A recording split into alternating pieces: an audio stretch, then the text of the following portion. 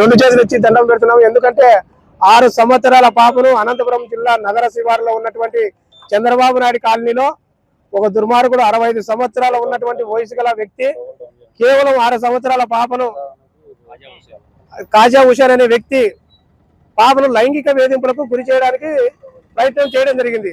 ఆ వ్యక్తిని స్థానిక ప్రజలు గుర్తించి అతని పైన దేహశుద్ధి చేసి గుండు గొరిగించి 4వ పట్టణం పోలీసులకు అప్పచెప్పారు.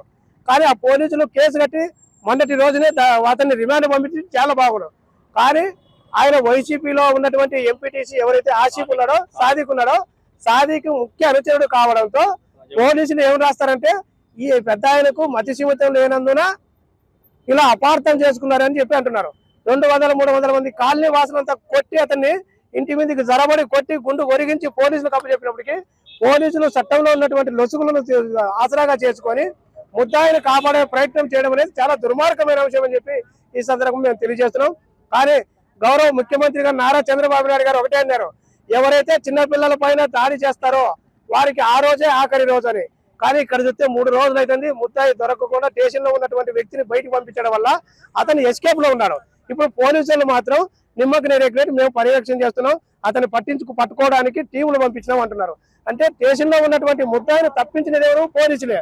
కాబట్టి అక్కడ ఉన్నటువంటి ఎస్ఐ గారు ఎవరైతే ఉన్నారో ఆ ఎస్ఐ గారిని కావచ్చు, సంబంధిత సిఐ గారిని కావచ్చు వెంటనే సస్పెండ్ చేయాలి. ఇటీవల కాలంలో పోలీసు వ్యవస్థ ఈ జిల్లాలో పూర్తిగా లాండ్ ఆర్డర్లు విఫలమైందని చెప్పి చంద్రబాబు తెలియజేస్తున్నాం. 6 సంవత్సరాల పాపను ఇది చేసినటువంటి ఎవరైతే కాదర్ హుషేన్ ఉన్నాడో అతన్ని వెంటనే చట్ట ప్రకారం స్పోక్సో కేసు ఎఫ్ఐఆర్ చేసి అతన్ని వెంటనే ఉరి తీయాలని చెప్పి చంద్రబాబు తెలియజేస్తున్నాం. అదేవిధంగా ఎక్కువ రుద్రాంపేట బైపాస్లో జరుగుతున్నాయి. ఇదంతా రుద్రాంపేట వేదికగా జరుగుతున్నాయి. డ్రగ్స్ కావచ్చు, గంజాయి కావచ్చు, మొత్తం అన్ని కావచ్చు. అక్కడ మన అన్ని ట్రాప్ కూడా అక్కడే వైఎస్ఆర్ పార్టీకి చెందినటువంటి నరేందర్ రెడ్డి ద్వారా జరిగింది. వీళ్ళు కూడా నరేందర్ రెడ్డికి సంబంధించిన అని చెప్పి మాకు సమాచారం ఉన్నది. ఫోటోలు వీడియోలు కూడా ఉన్నాయి. ఆ ఫోటోలు వీడియోలు ఉన్నా కూడా పోలీసులు ఇంత నిర్లక్ష్యంగా నిన్న లేకపోతే కొంతమంది చర్య తీసుకున్నా కూడా ఈ పోలీసులు 4వ పట్టణం పోలీసులు ఇట్లా వ్యవహరించడం పద్ధతి కాదు. అదేవిధంగా అక్కడ ఉన్న ఎవరైనా కానీ ఎవరైతే పంచాయతీ చేశారో ఎస్ఐ గారు కావచ్చు, సిఐ గారు కావచ్చు వాళ్ళని సస్పెండ్ చేస్తూ కొత్తగా ఎవరైనా ఇట్లాంటి పరిణామాలు జరగకుండా చూడగల. అదే కూటమి పెద్దలో ఉన్న అందరికీ ఉన్నటువంటి ఎమ్మెల్యేలు కూడా తెలియజేస్తున్నారు. కూటమి ప్రభుత్వం ఎమ్మెల్యేలకు మీరు ఏదైతే గౌరవ ముఖ్యమంత్రి గారు చెప్పారో ఆఖరి రోజు అయితే అదే మాట మీద ఎమ్మెల్యేలు, ఎంపీలు కట్టుబడి ఉండాలి. మంత్రులు ఈ జిల్లాలో ముఖ్యంగా 6 సంవత్సరాల పాపకు అండగా నిలబడతారో లేదో కూటమి ప్రభుత్వంలో ఉన్నటువంటి ఎమ్మెల్యేలందరూ కూడా స్పందిస్తారని చెప్పి మేము తెలియజేస్తున్నాం. ఈ విషయంపైన డిఎస్పీ గారికి ఫోన్ చేయగా సాయంత్రం లోపల మేము రిమాండ్ పంపుతామన్నారు. చూద్దాం, రేపు కూడా ఇది దినదినగా రేపు కూడా ధర్నా చేస్తాం. ఇదే విధంగా రాష్ట్ర వ్యాప్తంగా ఉద్యమాలు చేపడతామని చెప్పి సందర్భంగా తెలియజేసుకుంటూ జై భీమ్. నమస్కారం అయ్యా. బాలిక మీద అత్యాచారం జరగబోయి ఇప్పటికి 2.5 రోజు అయినా కానీ దాని మీద ఎటువంటి చర్య తీసుకోకపోవడం మన దురదృష్టకరము. మాకు ఇన్ని మైనార్టీలో ఇన్ని సిఏజీ, ఏఏజీ కానీ ఇన్ని సంఘాలు ఉన్నాయి.